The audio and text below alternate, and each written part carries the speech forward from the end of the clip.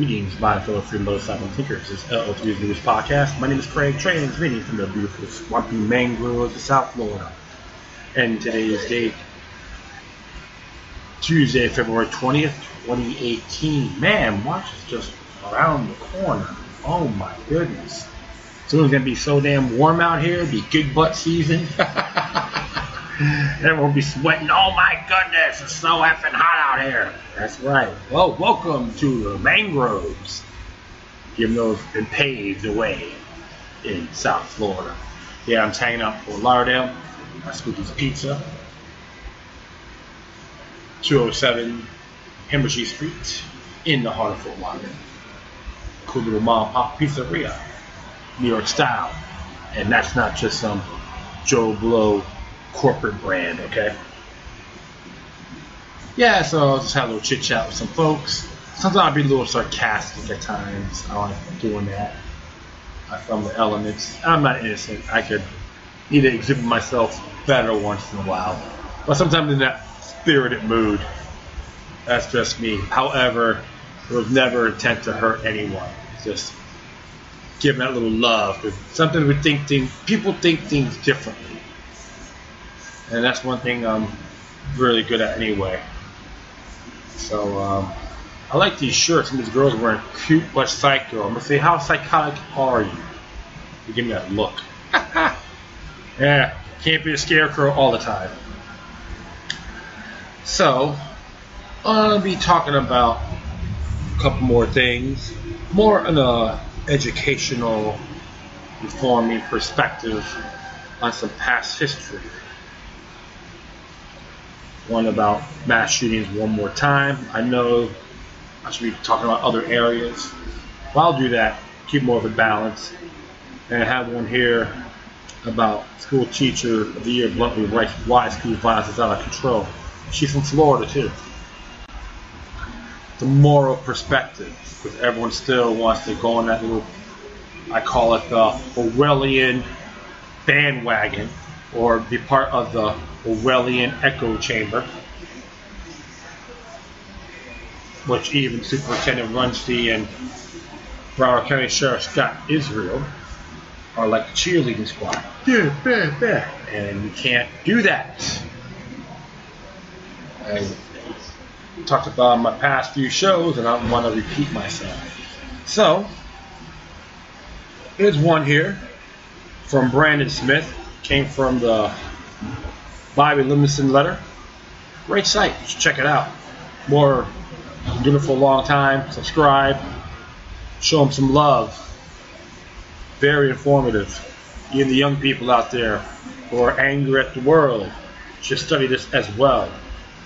Your government schools is going to try to make you or teach you overall to be dumb, stagnant, and happy. Be angry when everyone else does. So this one here says, mass shootings will never negate the need for gun rights. Though the media often attempts to twist the gun rights debate into a web of complexity, gun rights is in fact rather a simple issue. Either you believe that people have an inherent right to self-defense or you don't. All other arguments are a peripheral distraction. Firearms are a powerful epoch change in development, not because they necessarily make killing easier. Killing has always easy for certain groups of people throughout history, including governments and organized thugs.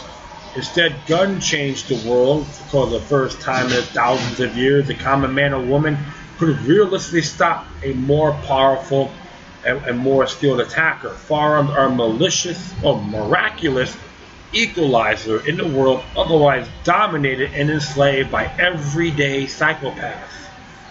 The founding fathers understood this dynamic very well, despite the arguments from the extreme left falsely insinuating that the founders are essentially barbarians from a defunct era that were too stupid to understand future developments and technology. The fact is that they always knew the core philosophical justification for an armed citizenry was always the most important matter at hand. If you still believe they're just barbarians, you better start doing your homework That doesn't mean watch the History Channel, okay? Read a book on it. There's plenty out there. These men knew about technology, and won't be surprised what's happening today. Today's debates trying to muddle meaningful discourse by swamping the public into a myriad of background checks, etc. But the following quotes from the early days of the Republic outline what we should already be talking about. Here are some quotes. The laws that forbid the carrying of arms are laws of such a nature. They disarm only those who are neither inclined or not determined to commit crimes. Such laws make things worse for the assaulted and better for the assailant. They serve rather to encourage than to prevent suicide. For an unarmed man may be attacked with greater confidence than an armed man. Thomas Jefferson, Commonplace Books. 1774-1776 is quoting from 18th century criminologist Caesar Borgia. Here's another one. To disarm the people is the most effectual way to enslave them. George Mason, referencing advice given to the British Parliament by Pennsylvania Governor Sir William Keith, the debates in the several states convention on the adoption of the federal constitution, June 14, 1788. Here's one here. Before a standing army can rule, the people must be disarmed, as they are in almost every country in Europe. The supreme power in America cannot enforce unjust laws by the sword, because the whole body of the people are armed and constitute a force superior to any band of regular troops. Noah Webster, from an examination of the leading principles of the federal Constitution, October 10, 1787. Guards with jealous attention to public liberty. Suspect everyone who approaches that jewel. Unfortunately, nothing will preserve it but downright force. Whenever you give up that force, you are ruined. The great object is that every man be armed. Everyone who is able might have a gun. Patrick Henry, speech to the Virginia Ratifying Convention, June 5th, 1788. That's that one quote everyone knows. I smell a rat. Come on here. The right of citizens to keep and bear arms has justly been considered as a palladium of the liberties of a republic. Excuse me here.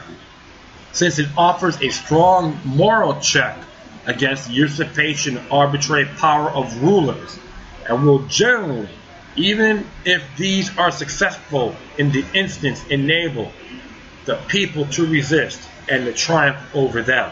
Joseph Story, in the Commentaries on the Constitution of the United States, 1833.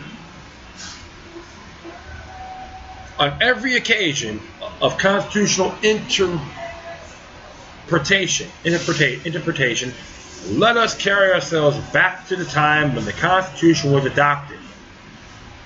Recollect the spirit manifested in the debates, and instead of trying to force what meaning may be squeezed out of the text or invented against it, instead let us conform to the probable one in which it was passed.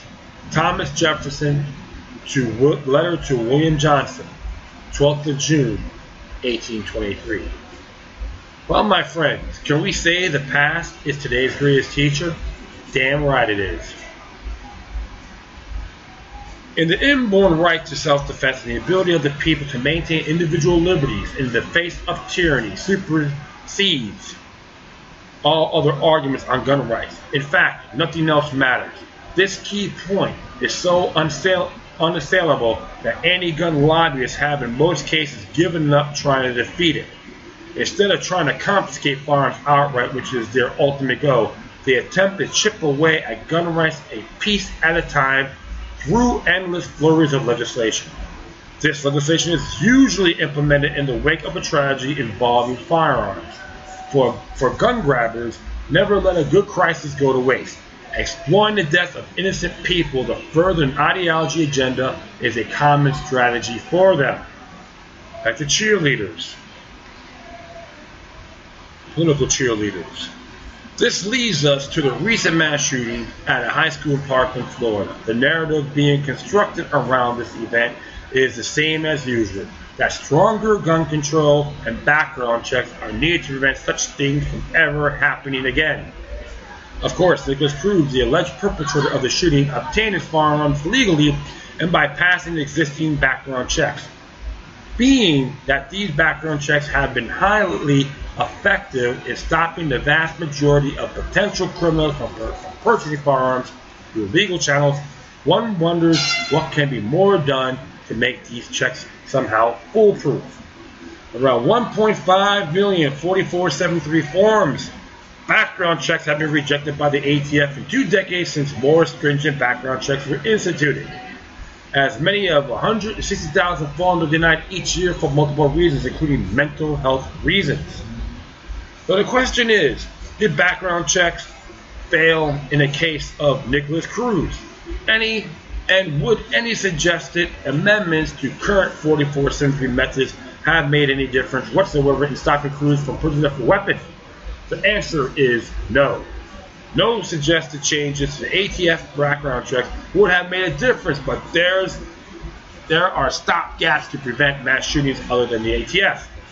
The FBI, for example, had been warned on multiple occasions about Cruz, including his open threats to commit a school shooting, yet the FBI did nothing. Could the FBI have prevented the killings in Parkland by following up repeated warnings on Nicholas Cruz? I would say yes, it is possible they could have investigated Cruz's threats, verified them, and prosecuted for conspiracy to commit a violent crime, or at the very least they could have frightened him away from the idea. Was the Parkland shooting then a failure of background checks or a failure of the FBI? And if it was the failure of the FBI, then should anti-gun advocates focus on revamping the FBI instead of pushing the same background check and gun show loophole rhetoric as they always do?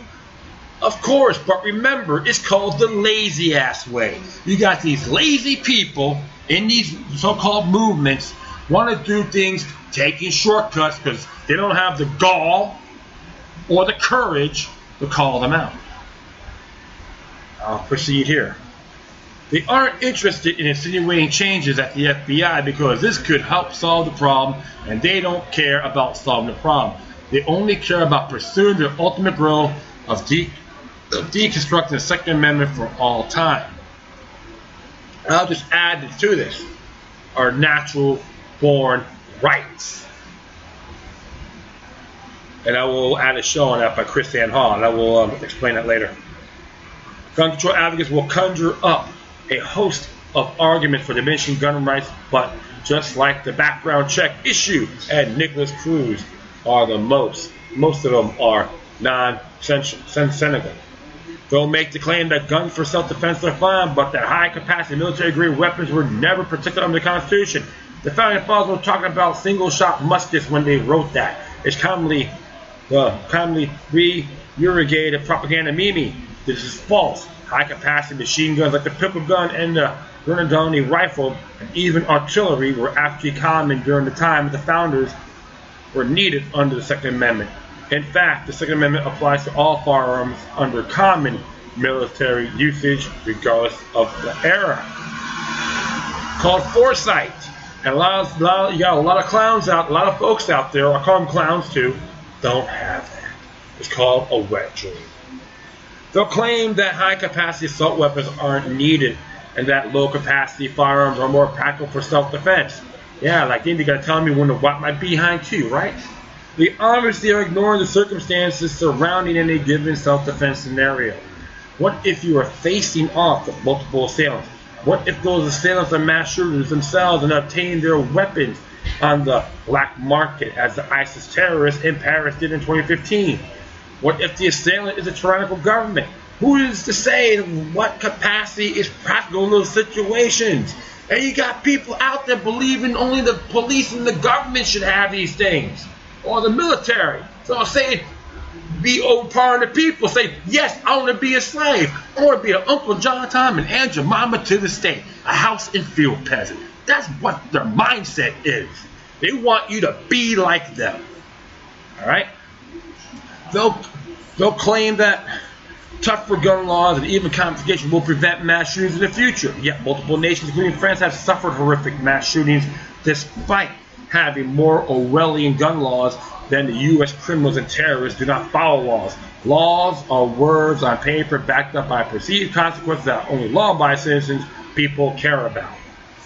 The vast majority of the successful mass shootings are taking place in gun-free zones, places where average law-abiding citizens are left unarmed and easy prey. Columbine, 9/11, San Bernardino, movie theater, Pulse nightclub, the Fort Lauderdale airport, of course Parkland, etc. So what is the solution that gun grabbers don't want to talk about? What could have stopped the shooting in Parkland? What is the one thing that the mainstream media actively seeks to avoid any dialogue about? The solution is simple. Abolish all gun-free zones. The teachers at our high school in Parkland have been armed the day Nicholas Cruz showed up with the intent to murder, then the entire event could have gone far differently. Instead of acting helplessly as human shields against sprays of bullets, teachers and coaches could have been shooting back, actually stopping the threat, instead of just slowing down for a few seconds, or knowing that he might be immediately shot and killed before accomplishing his attack. Cruz may have abandoned the attempt altogether. There is no way to calculate how many crimes and mass shootings have been prevented exactly because private gun ownership acted as a deterrent. Most gun grabbers are obvious to this kind of logic because they are blinded by ideological biases. Some of them, however, understand the truth of this completely and they don't care.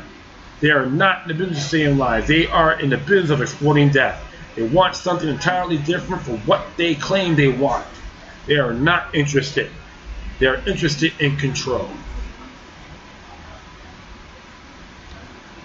He is right. You got a bunch of controlled freak demonides out there. Demonides is a synonym for whores. Yeah, and I can say that to these people. All these cheerleaders and their little lackeys, and they try to exploit the children to say this is the way to go. We know better. We don't study history. So you know what? We're smart because we're going to tell you how to think and wipe your behind. Yes, a bunch of nannies, treasonous nannies. I'm not afraid to call them all out. According to Superintendent Runzie and Broward County Sheriff Scott Israel. Yes, I am critic towards these individuals' actions. Prove to me, you two gentlemen, that the police are obligated to protect the individuals. Prove it. You can't. What are you gonna do? Give me a whole song and dance? That'll be nothing but penile, microphone, and rhetoric. You folks can figure that out. Defending innocents, our neighbors, and ourselves, property, are moral obligations and are natural or God-given rights, regardless of your creed. Many people may have forgotten what happened. Read about Wounded Knee. I guess when the Sioux Indians in that area gave up the farm, they got slaughtered. You're gonna believe in that? You're gonna trust the government? Then you're a bunch of fools. Pretentious jackasses. I know I'm venting here. I just don't like this hype and hoopla of the Orwellian echo chamber. Well, it's intriguing too because there are even members of the JROTC in that school saying the great amount of lies too. Like grabbing the pads, responding to protect made a wall so the students can leave the school. Many of them are marksmen. Got marksmanship programs. You know who funded them? The National Rifle Association. And don't get me wrong, I'm critical of some of their views. But I'm not going to call them Nazis or scapegoat them for what happened. You're the same individuals that the other side blamed the Muslims for September 11, 2001. You're the same mindset. You think alike and smell the same. Birds of the feather flock together.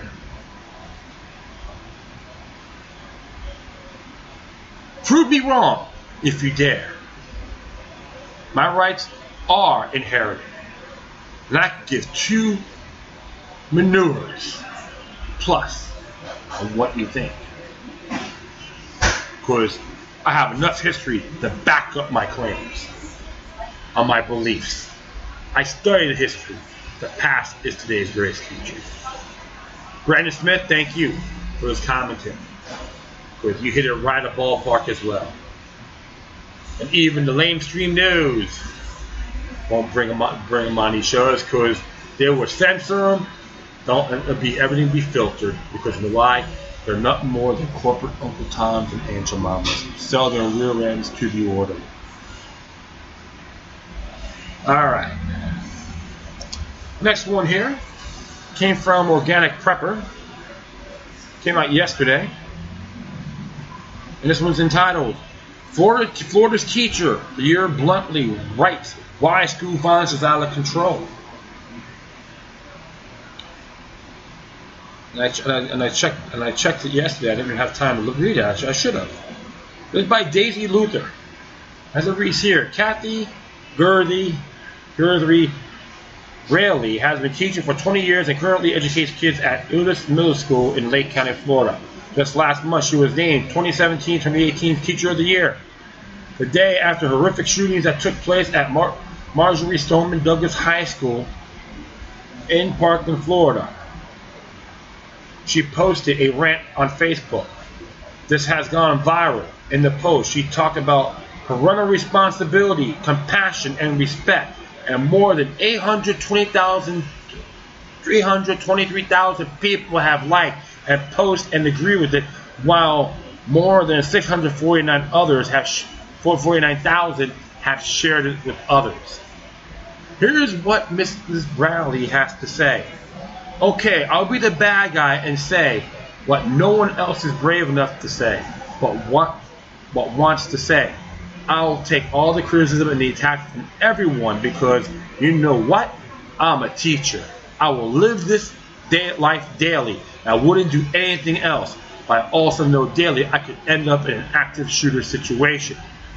Until we as a country are willing to get serious and talk about mental health issues, lack of available care for the mental health issues, lack of discipline in the home, horrendous lack of parental support when the schools are trying to control horrible behavior at school, and no, not my kid. What did you do to cause my kid to react that way?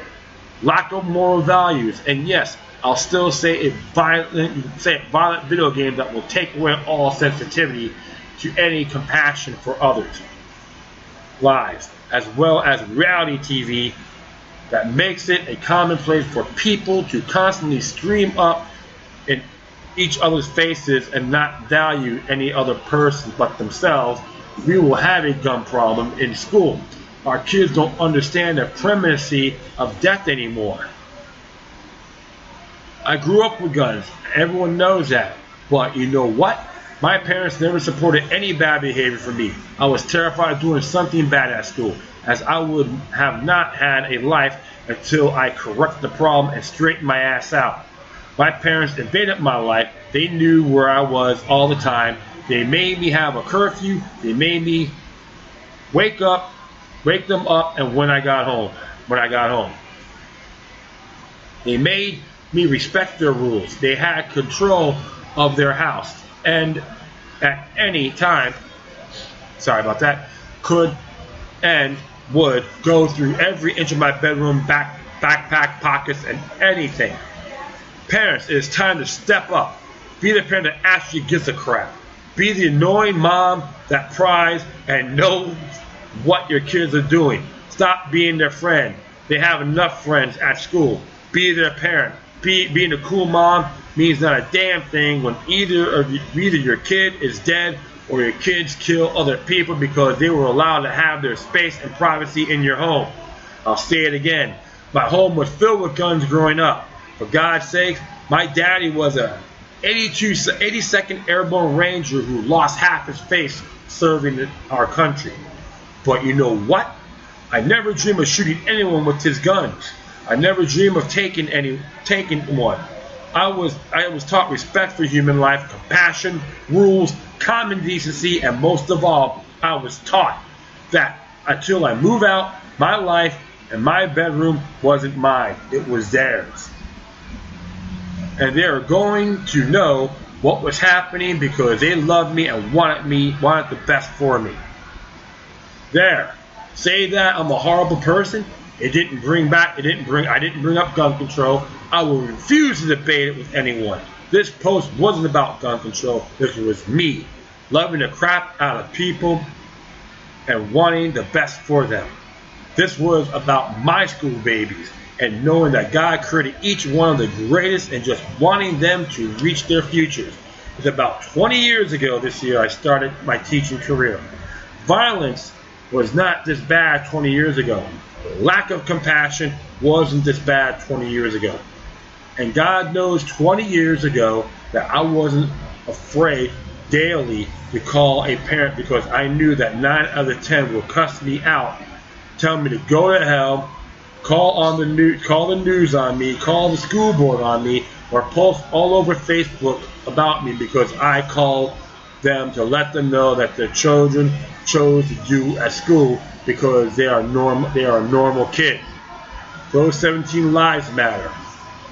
When are we going to take our own responsibility seriously? What do you think? I would have love for my children to have been in Mrs. Rowley's class because not only is it obvious that she really cares, but also that she has an abundance of common sense, something that has been notably absent in our politically correct school system. I raised my kids in much the same way Mrs. Rowley refers to have grown up with rules, curfews, and consequences for their actions. My girls weren't totally sheltered. They saw violence on television and movies, and we discussed it. I taught them empathy for other human beings and all creatures. They too have access to guns and know how to use them, but I've never once been worried what they use them on another human being for any reason than self-defense in a life or death situation. Like every other parent, I now worry every time my daughters walk out the door to attend their college classes because honestly, it can happen anywhere. But I sincerely agree with Mrs. Rowley. Guns aren't the problem. The current culture is the problem. What do you think? Share your thoughts in the comments section below. The word for that, my friends, flawless. Mrs. Rowley is 100% correct.